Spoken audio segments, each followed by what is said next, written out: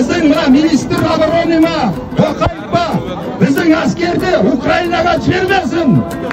Украина жасасын, Украина біз үшін соғысып жатыр.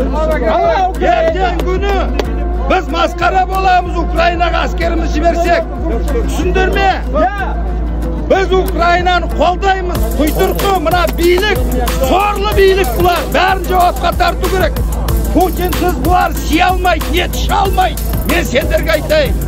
Ертең босқа со балаларын кім бағады? Ертең қазақ қырылса, қазақ өз жерінде тұрып соғыссын. Қаңтарда не деді? 20 мың әскер кірді деді. Террорист кірді деді. Бәрі қазақ халқын қарабет қылды бұл. Bir adam бүкіл қазаққа түйе жақты. Қырғыздың ана бір музыкантын сабады. Қайда террористі? Өзбек деген келді. Ешкімнен келген жоқ жау.